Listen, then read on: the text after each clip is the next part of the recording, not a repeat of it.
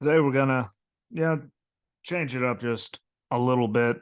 And I want to say, thank you to everyone, all the support, record number of listens for the last episode there on the Idaho murders and views on YouTube for that one. So thank you everyone that did that. Hopefully I got some new, people out of all of that and they want to listen forever. But this time, we're gonna run off of that and we're gonna go back to an old murder you know, that took place in 1969, a bunch of murders, actually. But we're going to do that. And that's just because this whole document thing and everything with Joe is going to still be stuff following. So I'm going to take a week away from the political stuff and wait for all those chips to fall and talk about, again, murders that caught national attention and still get people's attention to this day.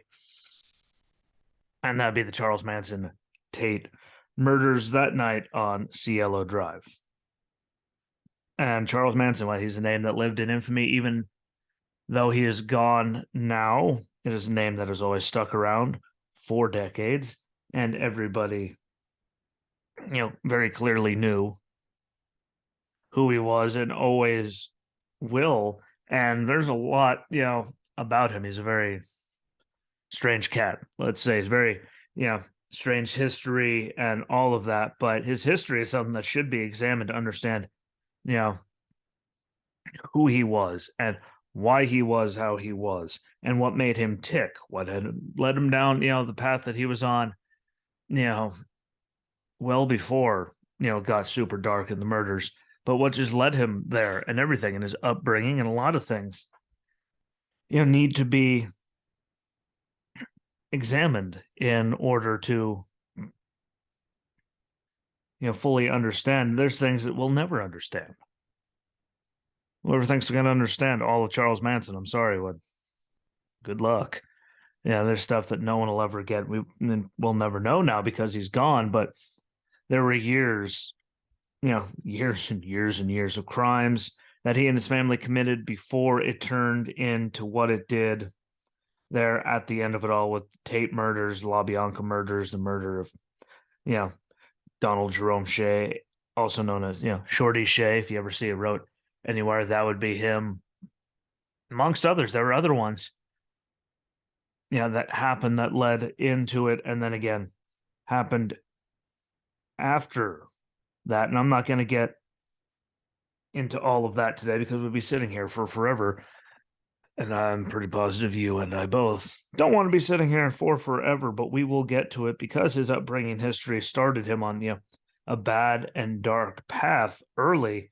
And the things that he had to do just to survive, you know, led him to just keep escalating worse. But today I'm just talking about the Tate murders because there's so much there. And again, I don't want to be here for the rest of my life, but I promise you that we will get to the rest of the murders, both pre-Tate murders, post-Tate, LaBianca's and beyond, because they deserve their date. To the court, and all things that happened in court during the trial. There's a whole bunch of news and crazy that happened there, as well as prison years, and because he never went away out of the public's eye, which is amazing how much they always got to him. But I will get to that later, guarantee, promise. It's one of those things. It's always been one of those crimes that has had my interest because of how crazy all of it was. I no one can say that it wasn't some of the craziest, shit you'll ever see. And it had many people's attentions and eyes, and it changed, how a lot of people thought about, the hippie generation and all these things because of the veracity. And, they weren't just peaceful, loving, kids in a commune doing stuff. Like they were out there brutally murdering people. And if you're one of the crazy people, not doing this for you, I'm doing this because, again, it's always interested me and things, one of those, it's easy to explain, but it's hard, it's just something about it. And like, and the more you know about it, the more, you can see patterns in people and how things even get there. But I know a lot of people that have, websites, everything. Like there's a lot of people. And if you're just there for the sheer fact of, the crimes, the stories, and all that, then this would be for you as long as you just want to hear the Tate stuff. And even if you want to hear it all, let's part one.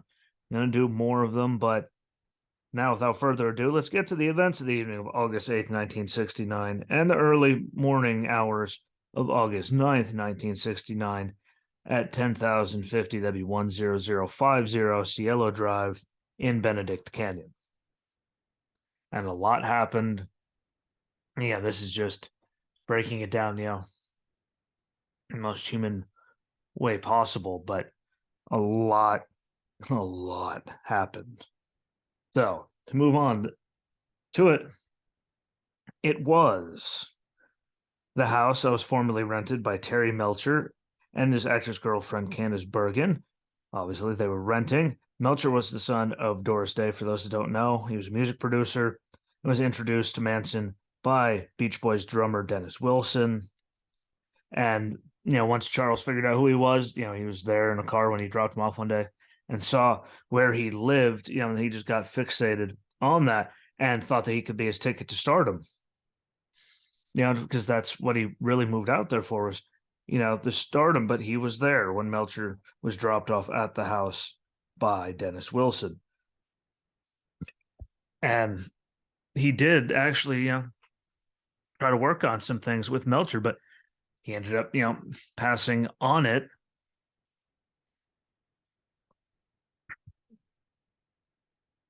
And didn't move on with, Manson stuff, even though the Beach Boys did take one of his songs and change it up a little. Didn't give him any writing credit, again.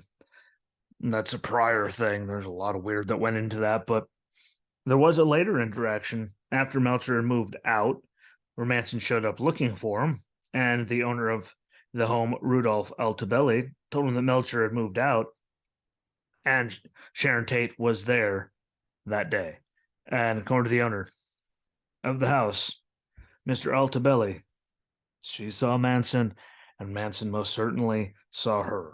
And that was on March 23rd, 1969, less than 5 months before the murders. And again, just fixated, on that house. And I'm guessing, the denial, and I'm not moving forward with, him musically, that, just stuck to him and he remembered it. And it led us down a very dark path to where, everything turned. Again, there was all kinds of crime and even murder in between that and the murders on Cielo Drive, but those will be a later date. That night, we all know Tate had returned home early, to get ready for the baby, while her husband, Roman Polanski, stayed behind to finish shooting the movie The Day of the Dolphin in London. And they made sure that she was all sorts taken care of, have friends there with her during this time. And, well, sadly, we know how that worked out in the end. But those friends were Folger's Coffee heiress, Abigail Folger, and Folger's Coffee, all the way to the right if you're watching this, and her boyfriend, Wojtek Frykowski, who's all the way over there. On the opposite side of the screen for watching on the left. And then two others were also there and victims in the crime. And that was 18-year-old Stephen Parent, who was in the middle, and Jay Sebring right to the right of him on the screen if you're watching it. Parent was seeing it, the caretaker, wanted to buy a radio from him, and was minutes away from being clear, was murdered at the gate, literally, 4 or 5 minutes later. He probably drove away, scot-free without a single problem. And Jay Sebring was, Sharon Tate's ex-boyfriend that ended up, giving Sharon and Roman his blessing after meeting him. And they stayed close friends with him. He was a hairdresser to the stars and went to dinner with the group earlier in the evening there in LA before returning up to the house on Cielo Drive. And I mentioned the caretaker, the owner. Rudolph Altobelli also hired a caretaker for the property while Tate and Polanski were on the lease. His name was William Garretson, and he lived in the guest house in the back of the property and had somehow I'll never understand like how loud is your music that you missed it all, but had no idea about anything that was happening that night. Like how loud was your music that you didn't notice anything, and then how was it that loud that they didn't notice it during all of the chaos? But a lot of weird coincidences, just weird in all of that. And there, a lot of people that also I'm not going to mention their names, but if you look through the stuff, all these people said they were supposed to be there. That night, who knows? If they were supposed to or not. All we know is they weren't there. It's easy to say you're supposed to be there when all that happened if you weren't there, but it could have been a lot worse if other people were there. But on August 8th, Charles Manson ordered Charles Tex Watson, we all know the name Tex Watson, Susan Atkins, Patricia Krenwinkel, and Linda Kasabian to go to the house and kill everyone in it to make it as disgusting, gruesome, just you fill in the blanks with whatever adjectives you'd like to fill in there to describe the heinousness of the crimes and what they wanted, what he wanted them to accomplish with the murders. And again, Helter Skelter, there's the book where they wrote about it. Just those race wars, and he was trying to start it, and it didn't work. But the heinousness of the crimes that night, it was terrifying, really. I mean, it freaked out a whole entire country, it freaked out everyone up in the hills there, and it's to be expected. I mean, if it happened to them, it could happen to anyone. Again, it was a much different time. I mean, I just always appreciate locking my doors and windows and everything all the time, just because I don't trust people, I don't like people. And this was back in a time where people didn't. It was peace, love, and hippies. They lived up there in the middle of nowhere. Why should they have to worry? And that this is the thing that really started changing a lot of that. And I just want to make sure that can't go without being said. Like, this changed a whole thing. Just a few nights in August of 1969 changed the whole world. And terrifying night. We're about to get into it, but look at us now compared to even then. Like, it's just, I don't know, it's just crazy if you ask me. But again, it's one of those things that probably why it always sticks into my head. But as I digress, we now get to the night, August 8th, 1969, when they arrived on Cielo Drive. The family members that I just mentioned,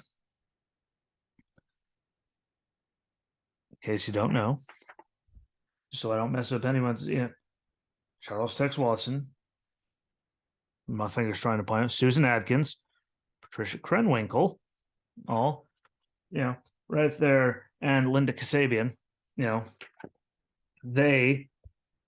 there's a colored picture of the three ladies, if you prefer that one, if you're watching. But they arrived with Tex. They parked down at the bottom of the drive and walked their way up Cielo Drive to the houses to make the car blend in, make it seem like it at least belonged there, which it wouldn't have, up on the top of Cielo Drive. Once up the drive, Tex Watson climbed the telephone pole and successfully cut the phone line to the house. And that's when, roughly right when the killing began. Once the line was cut, they confronted the Stephen Parent, who was in his vehicle trying to get through the gate to leave the property. Again, like I said, if only he was a few minutes earlier to leave, because he was there trying to sell, I believe it was a radio or some kind of audio equipment.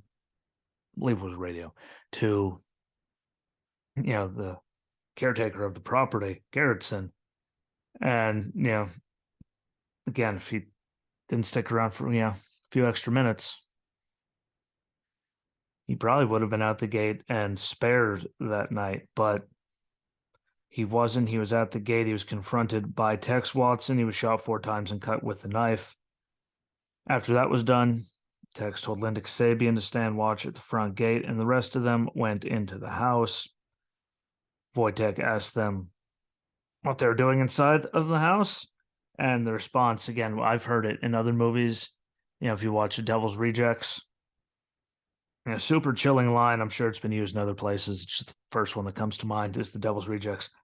I'm the devil, and I'm here to do the devil's business.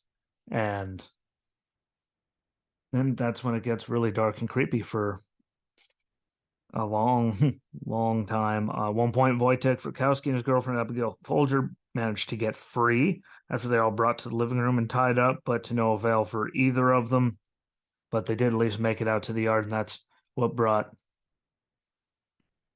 the person I was supposed to be watching the gate to the house was people getting out, which is what Linda got into the house in the first place because of all the commotion of everything happening.